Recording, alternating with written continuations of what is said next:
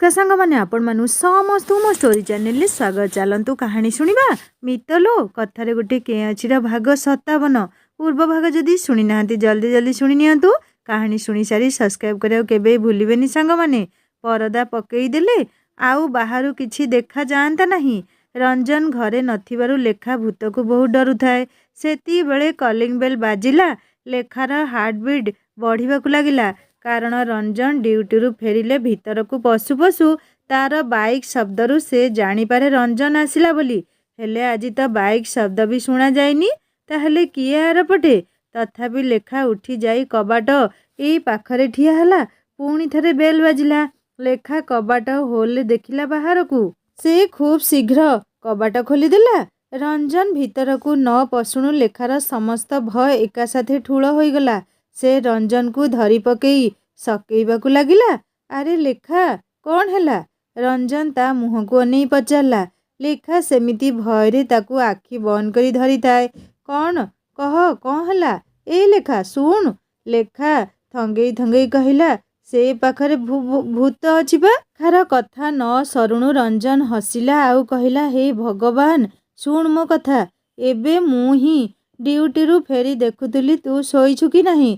जदि शोई पड़िथिबु ताहले तते न उठेई चाबी खोली भितरे पशि थांती। देखिली तू अनेइछु तो बेल बजेइली। लेखार भय कुआडे निमिषक मध्यरे गायब होईगला जेमिति। रंजन पाखरु मुकुली ता छाती रे दुई विधा पकेई कहिला बदमाश तो पाई केते एबे डरिलिणी मु। देखिला बेलकु तू ही काहेकि एते भय तोर केजाणी। सेठी झरकारे पचारलुनी किए बोली। भूत हेउ कि मनीष झरका डेई भीतर तो आसी पारिबनी ना। काहेकि एते डर भय केजाणी तोर। हौ छाड़े से कथा। तू खाइछु कि नहीं? लेखा मुंड हलेई नाही कला। कौन पाई खाइनु? मोर डेरी हेबो कहिथिली ना। तते आउ पारी हेबनी लेखा। लेखा पुणी खाइबा गरम करी दुही खाई बसिले। लेखा पचाला तू कौन काली सकाळे पुणी ड्यूटी जिबु कि? ना बाबा आफ्टरनून रे अछि मोर। पुणी राती अधिकारे फेरिबी। रंजन खाईसारी खूब क्लांत होई जाइथिबारु शीघ्र सोफा उपरे शोईगला। लेखा जानिछि रंजन खूब हालिया होई पड़िछि। लगातार 10 घंटा प्रैक्टिस फ्लाइंग चलीछि। से ता गोड़ पाखरे धीरे बसी पड़िला। रंजन दुई पाद को निज कोल उपर को उठेई आनी तेल मालिश करियाकु लागिला। रंजन झट करी उठी बसी कहिला एई कौन करुछु? तू भी शोइबु जा। एते सेवा कौन पाई करुछु? शेष पदकरे अभिमान ताच्छल्य जेमिति भरी रहिथिला। लेखा सबू बुझी पारुथला हेले कौन करियो बिचारी। एमिति कौन कहूचु? मु तो सेवा करेनी कि? रंजन निज गोड़ हटेई आनी कहिला राती अनेक हेलाणी मते खूब निद। तू भी तो शोइनु जा शोइबु। एते सेवा मु हजम करि पारिबिनी। लेखा खूब आहत हेला रंजन एमिति निष्ठुर कथारे। से धीरे धीरे ता पाखरु उठी आसीबा सह आखिरु दुई बुंदा जकेई आसुथुला लुह। ता सहित से भाबुथुला यार शो सरिले निश्चय ए दूरतार अंत घटेई देबी। से बिछणारे जाई पड़ीगला। सकाळे मीरा आसीबा पूर्वरु लेखा रंजन को उठेई कहिला भीतरे रूम रे शोइबु जा। मीरा आसुची। ए कामबाली मानकर गोटिए खुशी या घर कथा ता घरे ता घर कथा या घरे कहिबाकू। तेणु लेखा चाहेनी ए सबू मीरा आखिरे पड़ू बोली। रंजन शीघ्र उठी जाए भीतरे रूम रे शोईगला। मीरा आसी चलीगलाणी। लेखा ब्रेकफास्ट भी बनई साराणी हेले रंजन उठी नहीं। गाढ़ निदरे शोईछि। ताकू एमिति निदरे शोईथिबा देखी लेखा को उठेइबाकू इच्छा हलानी। बिचारा केते ड्यूटी करुछि। शोई थाउ टिके डेरी जाए। फोन रिंग हैला। लेखा फोन उठेला। से पाखरु फोन लाइने दीपा थिला। नानी सुन मो कथा। दीपा कांदू कांदू कहिला हाँ कह कांदुचु कौन पाई? घरे समस्ते भल अछंती तो? हाँ हाँ घरे समस्ते भल अछंती। हेले हेले कौन कहूनु? नानी घरे मो बाहाघर ठीक करुछंती। आजी कोठू गोटिए देखिबाकू आसीबे। हेले मु एमएससी पढ़िबाकू चाहे। एते शीघ्र कौन पाई बाहाबी जे? लेखा दीपा कथा सुनी खूब रागीगला। एईटा निश्चय जेजेमार प्लानिंग होइथिबो। कोड़िए भी हेइनी ताकू एते जल्दी काहेकि बाहाघर करिबे।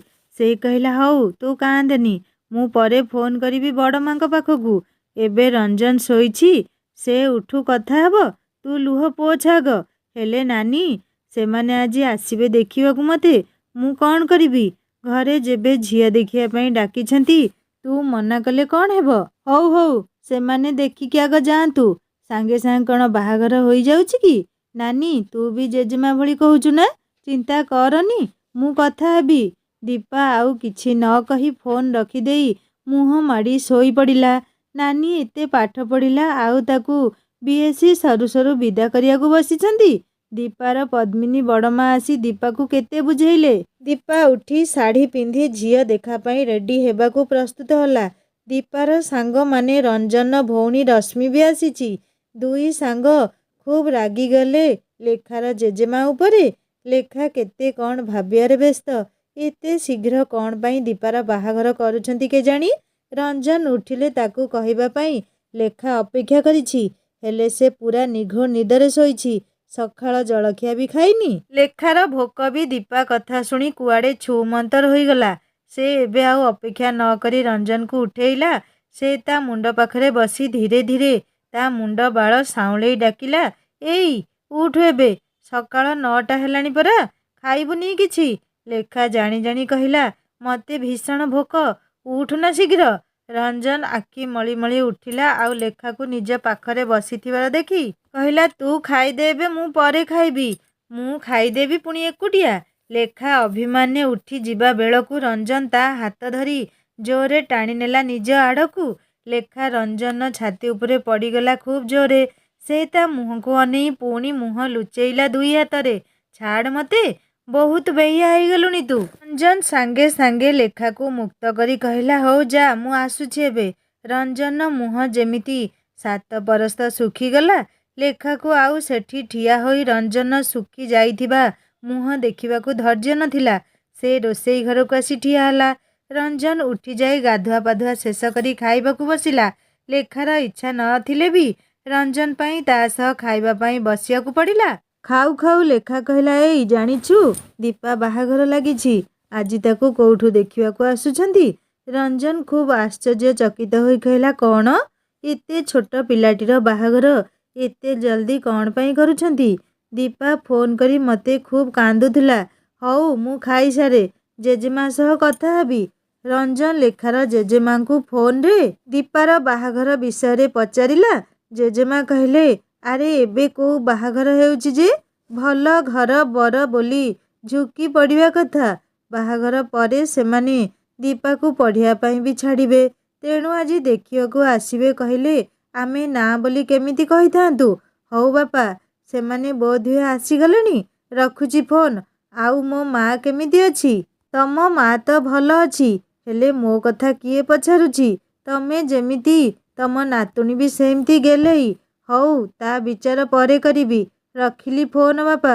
ରଞ୍ଜନ କହିଲା, ତୁ କାହିଁକି ବ୍ୟସ୍ତ ହେଉଛୁ? ସେମାନେ ବାହା ଦେବାକୁ ପ୍ରସ୍ତୁତ ପୂରାପୂରି। ତୁ କହିଲେ କ'ଣ ସେମାନେ ମାନିବେ? ଲେଖା ବି ଜାଣିଛି ଜେଜେମା କଥାରେ କେହି କିଛି ପ୍ରତିବାଦ କରିବେନି।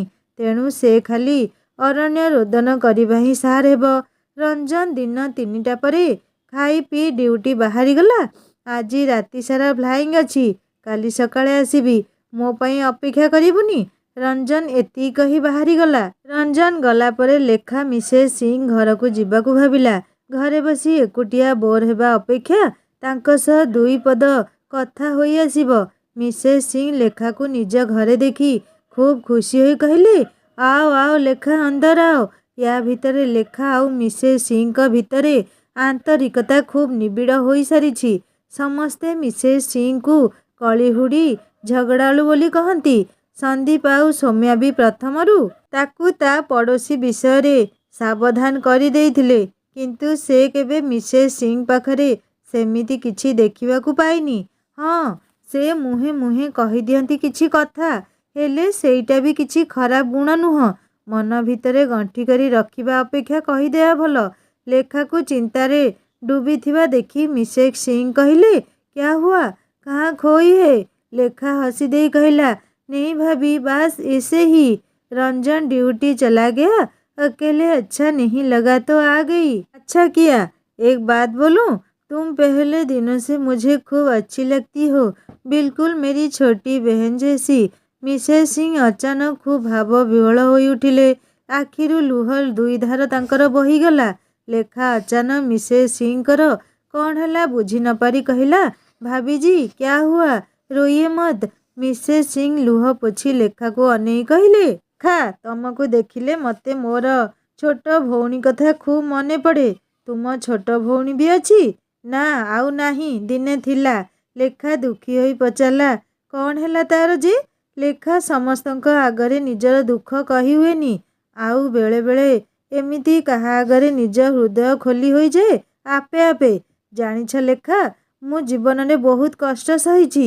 ଯେତେବେଳେ ମୁଁ 10 ବର୍ଷର ହୋଇଥିଲି ମୋ ମା ବ୍ଲଡ଼ କ୍ୟାନ୍ସରରେ ଚାଲିଗଲେ। ମୋ ସାନ ଭଉଣୀକୁ ସେତେବେଳେ 6 ବର୍ଷ ହୋଇଥିଲା। ଆମକୁ କେମିତି ସମ୍ଭାଳିବେ ବୋଲି ବାପା ପୁଣି ଥରେ ବାହା ହେଲେ। ମିସେସ୍ ସିଂ ଆଖିରୁ ପୁଣି 2 ଠୋପା ଲୁହ ଝରି ଆସିଲା। ଲେଖା ବି ମିସେସ୍ ସିଂଙ୍କ ଦୁଃଖରେ ଦୁଃଖୀ ହୋଇ ତାଙ୍କ କାହାଣୀ ଶୁଣୁଥିଲା। ମା ଗଲା ପରେ ସେମିତି ସ୍ତ୍ରୀ ଲୋକଟିଏ ମାଙ୍କ ସ୍ଥାନ ପୂରଣ କରିବାକୁ ଆସିଲା ବୋଲି ସେହି ଦିନର କୋମଳ ମନଟି ମୋର ଖୁବ୍ ଖୁସି ହୋଇଥିଲା। ହେଲେ ଲେଖା, ସବୁ କିଛି ଓଲଟା ଥିଲା। ସେ ମା ବୋଲଉଥିବା ସ୍ତ୍ରୀ ଲୋକଟି ଖୁବ୍ ନିଷ୍ଠୁର ଥିଲେ। ଲେଖା ଖୁବ୍ ଉତ୍ସୁକ ହୋଇ ପ୍ରଶ୍ନିଲ ଆଖିରେ ତାଙ୍କୁ ଅନେଇଲା। ହଁ ଲେଖା, ସେ ଖୁବ୍ ନିଷ୍ଠୁର ଥିଲେ। ବାପା ଅଫିସ ବାହାରିଗଲା ପରେ ଆମ 2 ଭଉଣୀଙ୍କର ଦୁର୍ଦ୍ଦଶା ଆରମ୍ଭ ହେଉଥିଲା। କ'ଣ କହିବି ଲେଖା, ଏଇ ଗାଲରେ କେତେ ଯେ ଜାବୁଡ଼ା ନ ଖାଇଛି। ଠିକ୍ରେ ଖାଇବାକୁ ବି ଦେଉନଥିଲେ ସେ। ବିଶେଷ କରି ମୋ ସାନ ଭଉଣୀକୁ ବେଶୀ ମାରୁଥିଲେ। କାରଣ କ'ଣ ଆଜି ଯାଏଁ ବି ମୁଁ ବୁଝିପାରେନି। ଆଉ ସେଇ ଦିନ ଆସିଲା। ମିସେସ୍ ସିଂ କହିଲେ, ହଁ ଲେଖା, ଗୋଟିଏ ଦିନ ସକାଳେ ମୋ ସାନ ଭଉଣୀର ମୃତ ଦେହ ଘର ପଛପଟେ ଥିବା କୂଅ ଭିତରୁ ମିଳିଲା। ମିସେସ୍ ସିଂ ମୁହଁ ବୁଜି କଇଁ କଇଁ ହୋଇ କାନ୍ଦିବାକୁ ଲାଗିଲେ। ଲେଖା ତାଙ୍କ ପାଖକୁ ଉଠିଯାଇ ଆଖିରୁ ଲୁହ ପୋଛି ଦେଇ କହିଲା, ଭାବିଜି, ଯାହା ବି ଦୁଃଖ ଅଛି କହିଦେଇ ମନ ହାଲକା କର। ଖୁବ୍ ରିଲାକ୍ସ ଲାଗିବ ତୁମକୁ। ରାତିରେ ମୋ ପାଖରେ ଶୋଇଥିବା 6 ବର୍ଷର ପିଲାଟି କୂଅକୁ କେମିତି ଗଲା? ମଣିଷ ଏମିତି ବି ନିଷ୍ଠୁର ହୋଇପାରେ? ତାପରେ ସେଇ ମା କହୁଥିବା ମହିୟସୀ ମହିଳା ସତକୁ ସତ ଗୋଟିଏ ପୁତ୍ର ସନ୍ତାନର ଜନନୀ ହୋଇଗଲେ। ମୋ ବାପା ସେଇ ପୁଅ ଆଉ ତାଙ୍କ ନୂଆ ସ୍ତ୍ରୀ ସହିତ ଏମିତି ମଜି ରହିଲେ ଯେ ଭୁଲିଗଲେ ତାଙ୍କର ଆଉ ଗୋଟିଏ ଝିଅଟିଏ ଅଛି। ମୋ ଭଉଣୀର ମୃତ୍ୟୁ ଦୁଃଖ ସେ ଦୁହିଁଙ୍କ ଆଖିରେ କେବେ ଦେଖିବାକୁ ପାଇନି ମୁଁ। ଶେଷରେ ମୁଁ ପାଟନାରେ ପଢ଼ିବାକୁ ଆସି ହଷ୍ଟେଲରେ ରହିଲି। ଖୁବ୍ ଶାନ୍ତିରେ ରହିଲି। ହେଲେ ଲେଖା, ଶୋଇଲେ ବସିଲେ ମୋ ସାନ ଭଉଣୀ ସୋନୁର ମୁହଁ, ଆଖି ସବୁ ମୋ ଆଖି ଆଗରେ ନାଚି ଯାଉଥିଲା। ଯେତେ ଯେତେ ମୁଁ ବଡ଼ ହେଲି ତା ମୃତ୍ୟୁର ରହସ୍ୟର ପରଦା ମୋ ଆଖି ଆଗରୁ ହଟିବାକୁ ଲାଗିଲା। ଆଉ ମୋ ସ୍ୱଭାବରେ ପରିବର୍ତ୍ତନ ବି ଆସିଲା। ଟିକେଟିଏ କଥାରେ ମୁଁ ଖୁବ୍ ରାଗି ଯାଉଥିଲି। ସବୁବେଳେ ଚୁପଚାପ ରହୁଥିଲି। ବିନା କଥାରେ କାନ୍ଦୁଥିଲି। ଏକ ପ୍ରକାର ଡିପ୍ରେସନ୍ ଆଡ଼କୁ ଯିବାକୁ ଲାଗିଲି। ଛୋଟ ଛୋଟ କଥାରେ ପ୍ରତିକ୍ରିୟା ଦେଉଥିଲି। ମିସେସ୍ ସିଂ ଗୋଟିଏ ବଡ଼ ନିଶ୍ୱାସ ମାରିଲେ। ଲେଖା ଜିଜ୍ଞାସୁ ନଜରକୁ ଦେଖି ମିସେସ୍ ସିଂ କହିଲେ, ହଁ ଲେଖା, ମୁଁ ଡିପ୍ରେସନ୍ ଆଡ଼କୁ ଯାଉଥିଲି ସତ। ମୋ ବାପା ତ କେବେ ଦେଖା କରିବାକୁ ଆସନ୍ତିନି ହଷ୍ଟେଲ। ସେ କେମିତି ବା ଜାଣିଥାନ୍ତେ ମୁଁ କୋଉ ଅବସ୍ଥା ଦେଇ ଗତି କରୁଛି। ମୋ ମାମୁଁ, ସେ ମୋତେ ରେଗୁଲାର ଦେଖା କରିବାକୁ ଆସୁଥିଲେ। ମୋର ଏମିତି ଅବସ୍ଥା ଦେଖି ସେ ଡାକ୍ତର ଦେଖେଇଲେ। କେତେଟା କାଉନ୍ସିଲିଂ ସେସନ୍ ପରେ ମୁଁ ଠିକ୍ ହୋଇଗଲି। ଆଉ ମାମୁଁଙ୍କର ସାଙ୍ଗ ପୁଅ ଏଇ ସିଂ ବାବୁ, ତାଙ୍କରି ଚେଷ୍ଟାରେ ମୋର ୟାଙ୍କ ସହ ବାହାଘର ହୋଇଗଲା। ହେଲେ ଲେଖା, ମୋ ଭଉଣୀ ସୋନୁକୁ ମୁଁ ଭୁଲି ପାରୁନି। ମୋ ସ୍ୱଭାବ ସେଇଥିପାଇଁ କିଛି ମାତ୍ରାରେ ଟିକେ ଭିନ୍ନ। ସେଥିପାଇଁ ସମସ୍ତେ ଭାବନ୍ତି ମୁଁ ବହୁତ ତେଜ୍ ଝଗଡ଼ାଳୁ ବୋଲି। ହେଲେ ଲେଖା, ଆଜି ବି ମୁଁ ମୋ ଭଉଣୀ ସୋନୁକୁ ଖୁବ୍ ମନେ ପକାଏ। ଯୋଉଦିନ ତମକୁ ଦେଖିଲି ମୋତେ କାହିଁକି ଲାଗିଲା ସୋନୁ ବଡ଼ ହୋଇଥିଲେ ବିଲକୁଲ ତମ ପରି ଦିଶୁଥାନ୍ତା। ଲେଖା ଉଠିଯାଇ ମିସେସ୍ ସିଂଙ୍କୁ କୁଣ୍ଢେଇ କହିଲା, ଠିକ୍ ଅଛି, ମୁଁ ସୋନୁ, ତୁମ ସାନ ଭଉଣୀ। ହେଲେ ଏବେଠୁ ଆଉ କାନ୍ଦିବନି ଦିଦି। ମିସେସ୍ ସିଂ ଖୁବ୍ ନିବିଡ଼ ଭାବରେ ଲେଖାକୁ ଧରି ବାକିଥିବା ଲୁହତକ ଝରାଇ ଚାଲିଥିଲେ। ଲେଖା ଗୋଟିଏ ନୂଆ ସମ୍ପର୍କର ଡୋରରେ ବାନ୍ଧି ହୋଇ ଘରକୁ ଫେରିଲା। ସତରେ କୋଉ ମଣିଷ ଜୀବନରେ କି ପ୍ରକାର ଦୁଃଖ ଅଛି କେବଳ ସେ ହିଁ ଜାଣେ। ଏଇ ମିସେସ୍ ସିଂଙ୍କ ନାମରେ କିଏ କେତେ କଥା କହନ୍ତି। ହେଲେ ତାଙ୍କ ଭିତରେ ଯେ ଗୋଟିଏ ଦୁଃଖର ପାହାଡ଼ ଛିଡ଼ା ହୋଇଛି କିଏ କେବେ ଦେଖିବାକୁ ଚେଷ୍ଟା କରିନି। ଲେଖାକୁ ବି ଖୁବ୍ ଭଲ ଲାଗିଲା। ଯାହା ହଉ ମିସେସ୍ ସିଂ ଏବେ ତାର ବଡ଼ ଭଉଣୀ ହେଲେ। ଏମିତି ଦୂର ଜାଗାରେ କିଏ ଜଣେ ନିଜର ରହିଲେ ସେ ନିଜ କଥା ଦୁଃଖ ସବୁ ତାଙ୍କ ଆଗରେ କହିପାରିବ। ସେ ତାଙ୍କ ସାନ ଭଉଣୀ। ସାନ ଭଉଣୀମାନେ ଲେଖାର ମନେ ପଡ଼ିଲା। ଦୀପାକୁ ଆଜି ଦେଖିବାକୁ ଆସିଥିଲେ, କ'ଣ ହେଲା କେଜାଣି? ଫୋନ୍ କରିବ କି ନାହିଁ ଭାବୁଛି। ଫୋନ୍ ରିଙ୍ଗ୍ ହେଲା। ହ୍ୟାଲୋ ନାନୀ। ହଁ କହ ଦୀପା, କ'ଣ ହେଲା? କ'ଣ ହେବ ଆଉ, ସେମାନେ ଦେଖିବାକୁ ଆସିଲେ, ଆଉ ସବୁ ତ ତାଙ୍କ ହିସାବରେ ହେଲା ମଧ୍ୟ। ତୁ କାହିଁକି କିଛି ଜେଜେମାଙ୍କୁ କହିଲୁନି? ରଞ୍ଜନ ଭାଇ ବି କିଛି କହିଲେନି? ରଞ୍ଜନ ଫୋନ୍ କରିଥିଲା ଜେଜେମାଙ୍କୁ, ହେଲେ ତା ସହ କିଏ ପାରିବ କହିଲୁ? ରହ, କ'ଣ ହେଉଛି ଦେଖେ ଆଗକୁ। ଆଜି କ'ଣ ସେ ପିଲା ଆସିଥିଲା ଦେଖିବାକୁ? ଦୀପା ଖୁବ୍ ଜୋରରେ ରାଗିଯାଇ କହିଲା, ମୁଁ ଜାଣିନି। ଆଉ ଧଡ଼ କରି ଫୋନ୍ ରଖିଦେଲା। ଲେଖା ବୁଝି ପାରୁନଥିଲା ଦୀପା ଏତେ ରାଗିବାର କାରଣ କ'ଣ। ସେ ବି କ'ଣ କାହାକୁ? ପୁଣି ନିଜକୁ କହିଲା, ନାଇଁ ନାଇଁ, ଦୀପା ଛୋଟ ପିଲାଟା, ତାକୁ ପଢ଼ିବାକୁ ଇଚ୍ଛା, ଆଉ ଘରେ ଏବେଠୁ ବାହାଘର ପାଇଁ ବ୍ୟସ୍ତ ହେଲେଣି। ସେଇଥିପାଇଁ ଦୀପା ଖୁବ୍ ରାଗିଗଲା ତା ଉପରେ। ଲେଖା ଫୋନ୍ ରଖି ସନ୍ଧ୍ୟାବତୀ ଜଳେଇ ସାରି ଟିଭି ଆଗରେ ବସି ପଡ଼ିଲା। ରଞ୍ଜନ କହିଯାଇଛି ଆଜି ରାତିରେ ସେ ଆସିବନି। କ'ଣ ଟିକେ ନିଜେ ଖାଇଦେବ, ରୋଷେଇ ଆଉ କିଛି କରିବନି। ରଞ୍ଜନ ଖାଇବାକୁ ତ ଆସିବନି, ନିଜ ପାଇଁ କ'ଣ ବା ରାନ୍ଧିବ ସେ? ଲେଖା ଏମିତି ଭାବି ଭାବି ଟିଭି ଖୋଲିଲା। ହେଲେ ମନଟା ଆଜି ମିସେସ୍ ସିଂ ପାଇଁ ଦୁଃଖୀ ହେଉଛି। ଏଇଠି କେତେଜଣ ତାଙ୍କୁ କେତେ କ'ଣ ପଛରେ ସମାଲୋଚନା କରନ୍ତି, ହେଲେ କେହି କେବେ ଚିନ୍ତା କରେନି ସେ ଏମିତି କ'ଣ ପାଇଁ। ମିସେସ୍ ସିଂଙ୍କ ସାବତମା କଥା ବି ଲେଖା ଖୁବ୍ ଚିନ୍ତା କଲା। ସତରେ କ'ଣ ସେ ମିସେସ୍ ସିଂଙ୍କ ଭଉଣୀକୁ କୂଅରେ ପକେଇଥିବେ? କେମିତି ଜଣେ ସ୍ତ୍ରୀ ଲୋକ ହୋଇ କରିପାରିଲେ ଏ ଜଘନ୍ୟ ଅପରାଧ? ଦୁନିଆରେ କ'ଣ କ'ଣ ଶୁଣିବାକୁ ନ ମିଳୁଛି। ଲେଖା ଏଥର ଟିଭିରେ ଧ୍ୟାନ ଦେଲା। ସେଇ ଚିରାଚରିତ ଶାଶୁ ବୋହୂ ସନ୍ଦେହ ଷଡ଼ଯନ୍ତ୍ରର କାହାଣୀ। ଲେଖାକୁ ସେସବୁ ଭଲ ଲାଗେନି, ତେଣୁ ସେ ସିରିଏଲ୍ ବିଶେଷ ଦେଖେନି। ରଞ୍ଜନ ନଥିଲେ ତାକୁ ସମ୍ପୂର୍ଣ୍ଣ ଘର ଖାଁ ଖାଁ ଲାଗେ। ରାତି 10ଟା ହେଲାଣି। ଲେଖା ଭାବିଲା, କ'ଣ ଚୁଡ଼ା ନହେଲେ ମୁଢ଼ି ଖାଇ ଶୋଇଯିବ। କବାଟ ଭଲ କରି ଲକ୍ କଲା, ନହେଲେ ଭୂତ ପଶି ଆସିବ ଯେ। ଲେଖା ଭାବିଲା ଆଜି ଏଇଠି ସୋଫା ଉପରେ ଶୋଇପଡ଼ିବ। ସେ ରୁମ୍ରେ ଶୋଇଲେ ଆଜି ପୁଣି କିଏ ଝରକାରେ ଚାଲିବ। ସେ ତାକୁ ଭୂତ ଭାବି ନିଜର ନିଦ ଖରାପ କରିବ। ସୋଫାରେ ଶୋଇଲେ ଡ୍ରଇଂ ରୁମ୍ରୁ ରାସ୍ତାକୁ ଦିଶୁଛି, ହେଲେ ସେ ସବୁ ପୁରା ଲାଇଟେଡ୍। ରାତି 11ଟାରେ ସେ ଟିଭି ଅଫ୍ କରି ଶୋଇପଡ଼ିଲା। ନିଦ କ'ଣ ହେଉଛି? ମୁଣ୍ଡ ଉପରେ ଜାହାଜଗୁଡ଼ିକ ଏତେ ଶବ୍ଦ କରି ଉଡ଼ୁଛନ୍ତି ଯେ ଭୟ ଲାଗୁଛି। ଗୋଟେ ଗୋଟେ ଯୁଦ୍ଧ ଜାହାଜ, କି ଭୟଙ୍କର ଶବ୍ଦ। ଏମିତି ଏକ ଜାହାଜରେ ରଞ୍ଜନ ପାଇଲଟ୍ ଭାବିଲେ ଲେଖା ଭୟରେ ତା ଛାତି ଥରିଯାଏ। ସେ ଅଧିକ ଖରାପ ଭାବନାରୁ ଓହରି ଆସେ। ଲେଖାକୁ ଛାଇନିଦ ଧରି ଆସିଛି। ତାକୁ ରଞ୍ଜନର ବାଇକ୍ ଶବ୍ଦ ପରି ଶୁଣାଗଲା। ସେ କାନ ଡେରି କିଛି ନ ଶୁଣାଯିବାରୁ ପୁଣି ଶୋଇପଡ଼ିଲା। ରଞ୍ଜନ ତ ଆସିବନି ଆଜି ରାତିସାରା, ତା'ର ଫ୍ଲାଇଂ ବୋଲି କହୁଥିଲା। 2 ମିନିଟ୍ ଯାଇଛି କି ନାହିଁ। ରଞ୍ଜନର ଧୀର ସ୍ୱର ଶୁଣାଗଲା। ଲେଖା ଘଡ଼ିକୁ ଅନେଇଲା। ରାତି 1ଟାଏ ବାଜିବ। ଲେଖା, ଏ ଲେଖା, ଶୁଣ ଲେଖା। ଲେଖା ଏବେ ନିଶ୍ଚିନ୍ତ ହୋଇଗଲା ଯେ ରଞ୍ଜନ ଡାକୁଛି। ଲେଖା କବାଟ ଖୋଲି ରଞ୍ଜନକୁ ସାମ୍ନାରେ ଦେଖି କହିଲା, ତୁ ଆସିବୁନି ପରା କହିକି ଯାଇଥିଲୁ? ତାହେଲେ ଚାଲିଯିବି। ବେଶୀ ଗୋଟିଏ ହେଉଛୁ ଆଉ। ଏତିକି କହି ଲେଖା ତା ହାତ ଧରି ଭିତରକୁ ଟାଣି ଆଣି କବାଟ ବନ୍ଦ କଲା। ରଞ୍ଜନ ଲେଖା ହାତକୁ ପାକିଂଟିଏ ବଢ଼େଇ ଦେଇ କହିଲା, ଜଲ୍ଦି ଖୋଲି ବାଢ଼ି ଦେ, ଭୋକ ହେଲାଣି। ତୁ ବି ଖାଇନୁ ନା? ମୁଢ଼ି ମିକ୍ସଚର ଖାଇଥିବୁ ଆଉ। ଲେଖା ଖୁବ୍ ଆଶ୍ଚର୍ଯ୍ୟ ହୋଇ ରଞ୍ଜନକୁ ଅନେଇ କହିଲା, ତୁ କ'ଣ ମୋ ପଛରେ ଜାସୁସ ଲଗେଇଛୁ କି? ସେ ଜାସୁସ ଏତେ ନିର୍ଭରଯୋଗ୍ୟ ଯେ ମୁଁ କ'ଣ ଭାବୁଛି ବି ସେ ତୋତେ କହିଦେଉଛି। ରଞ୍ଜନ ଲେଖାର ଖୁବ୍ ପାଖକୁ ଆସି କହିଲା, ଏଇ ତ ମନର ମନ ସହ, ହୃଦୟର ହୃଦୟ ସହ, ଆଉ ଏ ଆଖିର ଭାବ ସହ ମୋ ଆଖିର ଭାବ ମିଶି ଯାଉଛି। ସବୁ କିଛି କହିଦିଏ। ସବୁ ଭାବର ମିଳନର ଫଳ ଇଏ। ହେଲେ ତୁ? ରଞ୍ଜନ ଅଧା କହି ଲେଖା ଆଡ଼କୁ ଗୋଟିଏ ଅଭିମାନ ଭରା ଚାହାଣୀ ହାଣି ଫ୍ରେଶ୍ ହେବାକୁ ଚାଲିଗଲା। ରଞ୍ଜନ ଏମିତି ଶୁଖିଲା ନିଷ୍ଫଳ ଚାହାଣୀ ଯେମିତି ତା ହୃଦୟକୁ ବିଦାରି ପକାଉଥିଲା। ସେ କହିଲା ନିଜକୁ ନିଜେ, ବାସ୍, ଏ ଏୟାର ଶୋ ସରିଗଲେ ୟାର ପୂର୍ଣ୍ଣଚ୍ଛେଦ ପକେଇଦେବ। ଲେଖା ଭାବୁଛି ରଞ୍ଜନ ତାକୁ କେତେ ଭଲରେ ନ ଜାଣିଛି ସତେ। ଦୂରରେ ରହି ଜାଣିପାରୁଛି ସେ ଖାଇଛି କି ନାହିଁ। ଆଖି ତା'ର ଲୁହରେ ଭରି ଆସିଲା। ପ୍ଲେଟ୍ରୁ ପୁରୀ ତରକାରୀ ବାହାର କଲା। ପଛକୁ ବୁଲି ପଡ଼ିଲା ବେଳକୁ ପଡ଼ି ଯାଉ ଯାଉ ରଞ୍ଜନ ଧରି ପକେଇ ଦେଖିଲା ଲେଖା ଆଖିରେ ଲୁହ।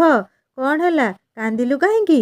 ନା ନା, କିଛି ନାହିଁ, ଏମିତି ଆଉ। ରଞ୍ଜନ ଆହୁରି ନିବିଡ଼ ଭାବରେ ଲେଖାକୁ ନିଜ ଆଡ଼କୁ ଟାଣି ନେଇ କହିଲା, ଏମିତି କେହି ଆଖିରୁ ଲୁହ ଝରାଏନି। ଲେଖା ଏଥର ଖୁବ୍ ଅନୁରାଗରେ, ସ୍ନେହରେ ରଞ୍ଜନର ଛାତିରେ ହାତ ରଖି ତା ମୁହଁକୁ ଅନେଇଲା। ନିଜକୁ ନିଜେ କହିଲା, ବାସ୍, ଆଉ କେତେଟା ଦିନ ତ ଆଉ। ତାପରେ ରଞ୍ଜନକୁ ମୁହଁରେ ହସ ଫୁଟେଇ କହିଲା, ତୁ ତ ମୋ ମନ ଭିତରେ ବି ଜାସୁସ ଲଗେଇଛୁ। ତୁ ଜାଣିଥିବୁ କାହିଁକି ମୋ ଆଖିରେ ଲୁହ ଆସିଲା ବୋଲି? ସେଇଟା ତ ମୁଁ ବିନା ଜାସୁସ ସାହାଯ୍ୟରେ କହିଦେବି। ତୁ କାହିଁକି କାନ୍ଦିଲୁ କହିବି କି? ଲେଖା ଜାଣିଛି ସେ ନିଶ୍ଚୟ କହିଦେବ କାରଣ। ତେଣୁ କହିଲା, ନା ନା, ଥାଉ ଥାଉ, ଆଉ ଏତେ ଚାଲାକି ଦେଖାନା, ଖାଇବୁ ବସ। ଲେଖା ପୁରୀ ତରକାରୀ ଛିଣ୍ଡେଇ ରଞ୍ଜନ ପାଟିରେ ଦେବାକୁ ନେଇ ବଢ଼େଇଲା ବେଳକୁ ସେ କହିଲା, ନା ନା, ଥାଉ ଥାଉ ଲେଖା, ମୁଁ ନିଜେ ଖାଇପାରିବି ଯେ। ଲେଖା ମୁହଁ ଶୁଖିଗଲା।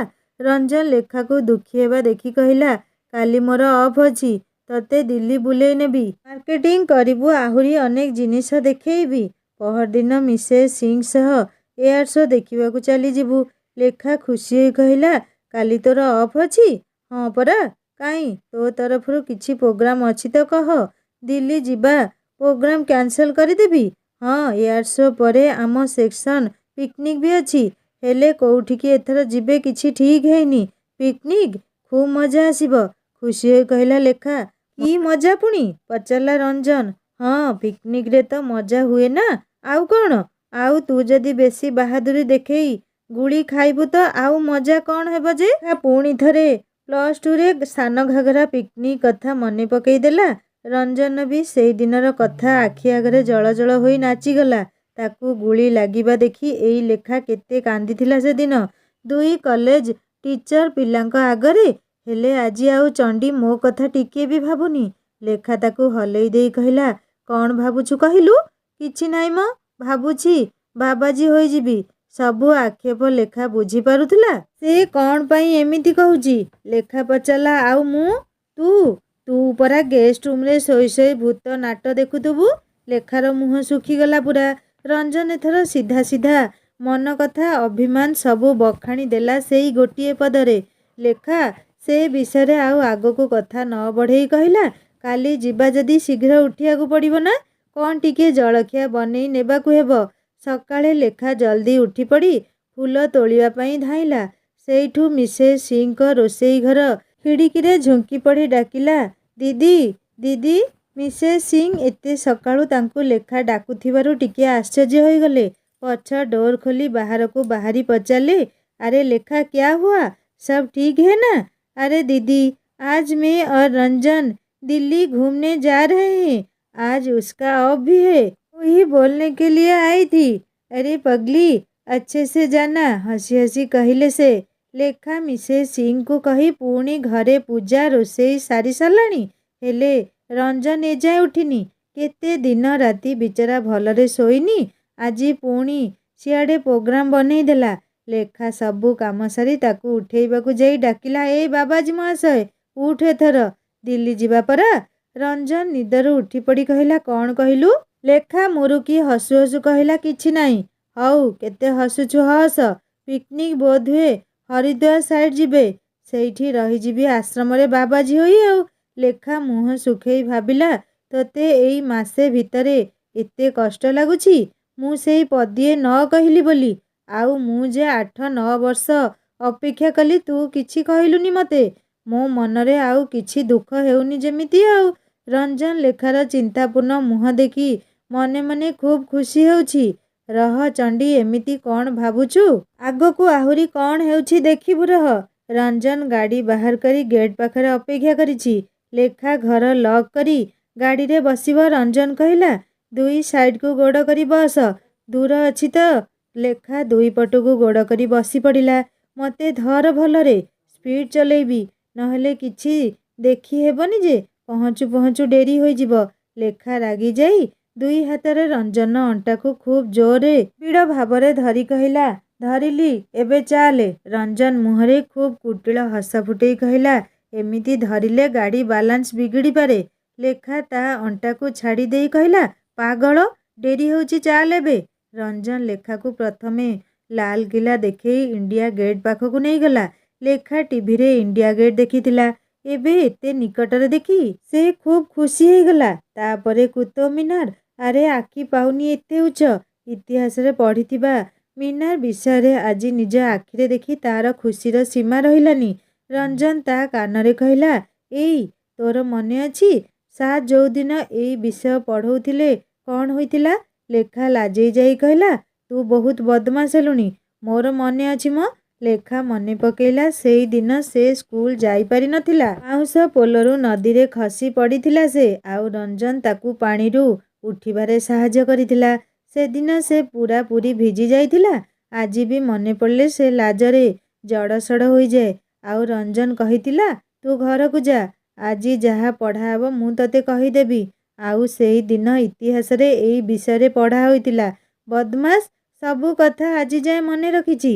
ଲେଖା କଥା ବଦଳେଇବାକୁ ଯାଇ କହିଲା, ତା ଉପରକୁ ଛାଡ଼ିବାକୁ ଦେବେନି କି? ନା ନା, ତା ଉପରକୁ ଛାଡ଼ୁନାହାନ୍ତି ପରା। କାହିଁକି? କିଏ ଯଦି ଦୁଃଖୀ ଥିବ ମୋ ପରି ମ। ଆଉ ସେଇଠୁ ତଳକୁ ଡେଇଁ ପଡ଼ିଲା ତ, ସେଇଥିପାଇଁ ତା ଉପରୁ ଯିବାକୁ ବନ୍ଦ ଅଛି।